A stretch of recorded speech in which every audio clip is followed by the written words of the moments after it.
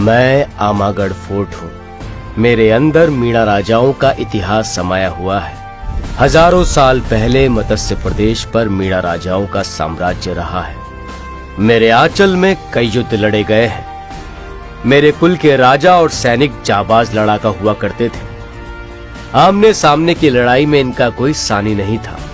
मेरे अंदर मीणाओं के आराध्य भगवान शिव के प्राचीन मंदिर का अंश है, तो बाहर की तरफ शक्ति की देवी माता रानी का मंदिर भी है। मीणाओं के वंशज आज भी शुभ कार्य इनकी पूजा और आराधना के साथ ही करते हैं। मीणा समाज का झंडा आज भी बुलंद है और मेरी आन बान और शान का प्रतीक है। हमारी रिसर्च टीम द्वारा ऐतिहासिक आमागढ़ फोर्ट और मीणा साम्राज्य के इतिहास के विभिन्न पहलुओं पर गहन अध्ययन कर यह वीडियो तैयार किया गया है। इसे अंत तक जरूर देखें। राम राम दोस्त, हम जब भी आमागढ़ फोर्ट की बात करते हैं तो यह मीणा साम्राज्य का एक सतत हस्ताक्षर प्रस्तुत करता है। मीणा साम्राज्य के इतिहास की बहुत सी बातें आज भी आमागढ़ के गर्भ में समाई हुई है। 10वीं शताब्दी के पश्चात यहाँ कछवाहों का शासन रहा। इसी दौरान भारत पर मुस्लिम आक्रांताओं के लगातार आक्रमण होते रहे हैं, जिस कारणवश इतिहासकारों ने मीणा साम्राज्य के इतिहास पर ज्यादा ध्यान नहीं दिया। मीणा साम्राज्य के इतिहास के बहुत से पन्ने आज भी आमागढ़ फोर्ट की दरख्तों के जर्रे जर्रे में अपने वजूद का एहसास दिलाते हैं। मध्यकालीन युग में बहुत सारी लड़ाइयां लड़ी और बहादुरी के साथ उन युद्धों में विजय हासिल की। ये किला आज भी जीवंत है, मौजूद है। कहते हैं धरती और प्रकृति के मूल निवासी के रूप में मीणा आदिवासी सदियों से जाने जाते रहे हैं। विशेषकर जल, जंगल और जमीन पर 10वीं शताब्दी तक मीणा राजाओं का शासन रहा है। इनका मूल संदर्भ पूर्वी एवं दक्षिणी राजस्थान से जुड़ा रहा है। समय समय पर यह अन्य राज्यों में भी पलायन कर गए। इतिहासकारों का मानना है कि प्राचीन काल से लेकर 10वीं शताब्दी तक इनके साम्राज्य का स्वर्णिम काल रहा है। मीणा आदिवासी सीधे, सरल, बलशाली और मेहनती कौम के रूप में जाने जाते हैं। कभी आमागढ़ फोर्ट मीणा राज की विशाल सैनिक छावनी हुआ करती थी। राजा और प्रजा भगवान शिव के बड़े उपासक थे। इसी तरीके से एक बड़ा साम्राज्य हमारे यहाँ मीणाओं का नाहन में हुआ करता था, जिसकी एक कहावत आज भी प्रचलित है। 52 कोट 56 दरवाजा, मीणा मर्द नाहन का राजा। इन पंक्तियों में उनके साम्राज्य का वर्णन है। इनका रहन सहन कबीला शैली से प्रभावित था, इसीलिए अलग अलग कबीलों के अलग अलग मीणा शासक कहलाए। अगर हम राजस्थान के नजरिए से मीणा साम्राज्य की बात करें तो मीणाओं के सैकड़ों वंश हैं। अगर वर्तमान की बात करें तो चांदा वंश का कबीला जयपुर जम्वा रामगढ़ के पास, तो सुसावतों का कबीला आमेर में था और नाहन का कबीला दौसा के पास। बूंदी में बूंदा मीणा का कबीला, कोटा में कोटिया भील का कबीला, वहीं रणथंबोर में टाटू गोत्र के मीणाओं का राज था। अलवर करौली के साथ अजमेर, बांसवाड़ा, कुम्भलगढ़ और सवाई माधोपुर में मीणों के कबीले पाए जाते थे। बूंदी जो है बूंदा मीणा ने बसाई, कोटा कोटिया भील ने बसाया। इस तरह मैं सैकड़ों उदाहरण में दे सकता हूँ। जब बिल्कुल तलवार का जो शासन था उस समय मीणों का एक छत्र राज्य हुआ करता था। मीणाओं के चांदा वंश मीणा आदिवासी लड़ाका और बलशाली होने के कारण सैनिक के रूप में अलग ही पहचान रखते थे।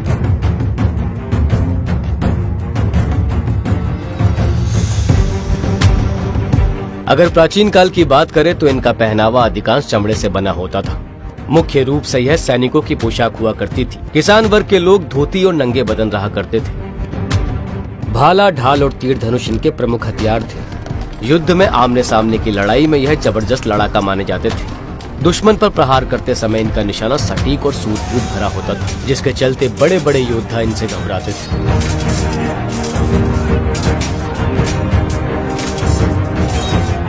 अगर प्राचीन काल के किंवदंतियों की बात करें तो मत्स्य राज विराट से लेकर मीणा राजा मोरध्वज तक और श्री कृष्ण से अर्जुन की वार्तालाप का प्रसंग भी दौसा के पास मोरागढ़ में बताया जाता है।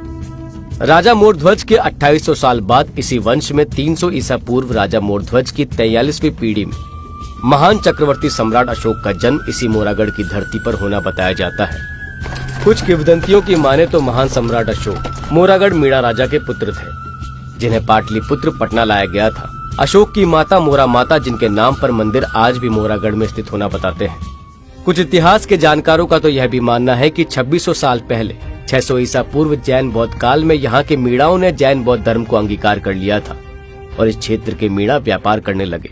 10वीं सदी तक मीणा साम्राज्य का स्वर्णिम काल था, लेकिन ग्वालियर राजघराने से निष्कासित होकर कछवाहा दुलेराव मीणा राजा आलन सिंह से मिल गए थे और उनसे अपने प्रकार संबंध बना लिए थे। यहाँ आलन सिंह को अपना हाल सुनाया और अपने वहां से निष्कासित होने का कारण जब उनको बताया तो आलन सिंह जी जो बहुत दयालु प्रकृति के थे और धार्मिक प्रवृत्ति के थे, आलन सिंह जी ने उनको शरण दी। मीणा राजाओं के युद्ध के सभी दावपेच नीति रहस्य जान गए थे। मीणा राजा और उनके सैनिक जब अपने पूर्वजों को तर्पण कर रहे थे, कहते हैं तर्पण करते समय मीणा शासक शस्त्रहीन होकर अपने पूर्वजों को तर्पण करते हैं। उसी समय दुलाराव ने आक्रमण कर दिया।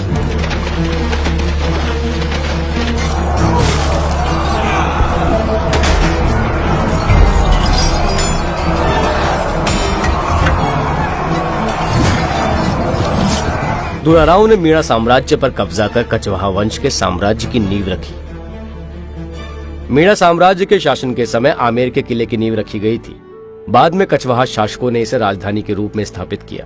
मीणा समाज के जानकारों की माने तो जयपुर आमेर स्थित नाहरगढ़ का किला भी नाहर सिंह मीणा राजा का बताते हैं, जिनका लड़ते समय सिर नाहरगढ़ किले में और धड़ घाट की गुड़ी के किले में गिरा, जो कि आज भूमिया जी के रूप में पूजे जाते हैं। नाहर सिंह बाबा की जो समाधि है, वो नाहर सिंह बाबा भी मीणा समाज के ही जो है वो कुल देवता हैं और उनकी समाधि बनी हुई है। वहाँ बिल्कुल घाट की गुड़ी तक ये आमागढ़ का किला, इसका विस्तार वहाँ तक है। खोघाटी में चांदा मीणा का राजवंश था, जिनका वर्षों तक राज करने का प्रसंग भी जानकारों द्वारा बताया जाता है। मीणा समाज में एक बहुत ही महत्वपूर्ण और बहादुर गोत्र है टाटू। 1301 ईस्वी में रणथंबोर के राजा हम्मीर देव के साथ मिलकर टाटू गोत्र के मीणाओं ने अलाउद्दीन खिलजी के खिलाफ बहादुरी से युद्ध लड़ा।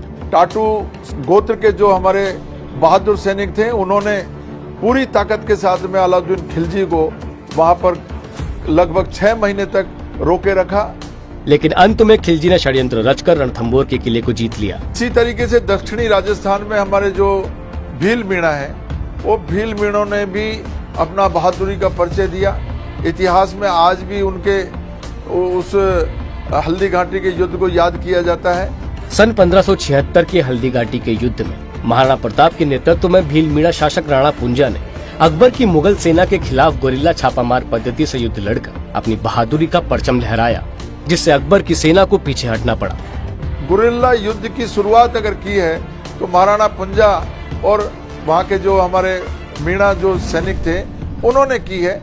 अंग्रेज इतिहासकार कर्नल जेम्स टॉड की माने तो उन्होंने लिखा है कि जैन बौद्ध साहित्य में मीणा राजाओं का उल्लेख मिलता है। इनकी किताबों में इनकी शौर्य की गाथाएं भी देखी जा सकती हैं। इनकी संस्कृति की बात करें तो इनकी शौर्य की गाथाएं दंगल के रूप में महिला और पुरुष के बीच में मीणा समाज में खेल पद दंगल के रूप में प्रचलित है। लाल सोट के पद दंगल की एक विशेष पहचान है। पदों के माध्यम से मीणा आज भी उस इतिहास की जो कहानियां हैं उसको दोहरा करके आज भी उनको पुनर्जीवित करते हैं। मीणा समाज की विशालता 32 तड़ और 5200 पत्र की है।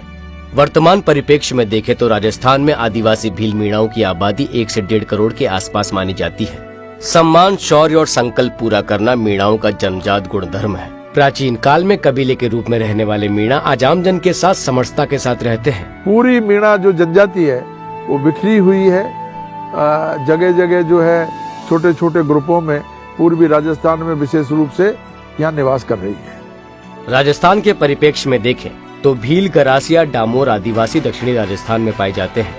हमारे मीणाओं में 2 वर्ग विशेष रूप से चौकीदार और जमींदार। हालांकि ये एक ही समाज है, मीणाई समाज है।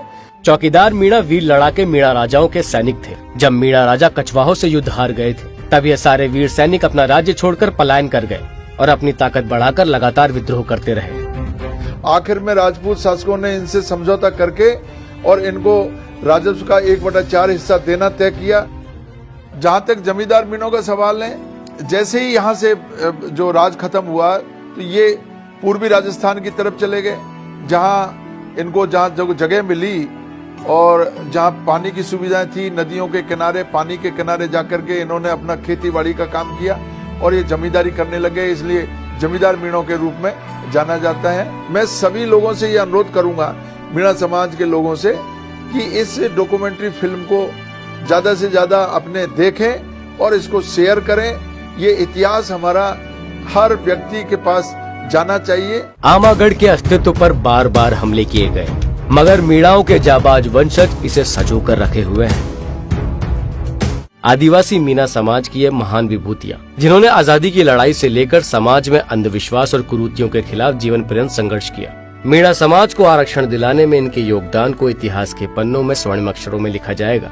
भैरवलाल काला बादल ने राजस्थानी भाषा की हाड़ौती बोली में जनजागरण और समाज सुधार के प्रभावशाली गीतों की रचना की और किशोरावस्था में ही क्षेत्र में आजादी के आंदोलनों में भाग लेने लगे। छुट्टनलाल मीणा एक समाज सेवी एवं सांसद थे। उन्होंने मीणा समाज को अनुसूचित जनजाति वर्ग में शामिल करवाने में महत्वपूर्ण भूमिका निभाई थी। उन्होंने द्वितीय विश्व युद्ध में महत्वपूर्ण भूमिका भी निभाई थी। उन्होंने इटली, ग्रीस, मिस्र, सीरिया और आयरलैंड के मोर्चों पर युद्ध किया था। बद्री प्रसाद दुखिया 1942 के भारत छोड़ो आंदोलन में शामिल थे। उन्होंने 1942 में मील में हड़ताल करवाई तथा गिरफ्तार हुए और 2 महीने की जेल की सजा भी काटी। वह उर्दू में भजन तथा कविता बनाकर गांव-गांव जाकर मीणों में व्याप्त सामाजिक कुरीतियों को दूर करने का आह्वान करते थे। श्री लक्ष्मी नारायण झरवाल एक स्वतंत्रता सेनानी थे। श्री लक्ष्मी नारायण झरवाल ने 1938 में प्रजामंडल के तत्वावधान में विभिन्न आंदोलनों में भाग लिया। वह गांधी जी के अहिंसा आंदोलन के कट्टर समर्थक थे, इसलिए हरिजनों के उत्थान और सामाजिक कार्य से संबंधित गतिविधियों में उनकी गहरी रुचि थी। जब और किले और महलों को पुनरुद्धार के लिए सरकार काम कर रही है, तो ये आदिवासी समाज के किले के साथ ही क्यों भेदभाव किया जा रहा है? वन विभाग से और मुख्यमंत्री जी से दोनों से अनुरोध करेंगे कि इस रास्ते को ठीक करा करके और हमारी इस धरोहर को सहेजने का काम सरकार करे। मीणा साम्राज्य के इतिहास से जुड़ी यह जानकारी आपको कैसी लगी, यह कमेंट करके जरूर बताएं। और अगर आपको यह वीडियो पसंद आया तो हमारे चैनल को लाइक, सब्सक्राइब और शेयर करना ना भूलें।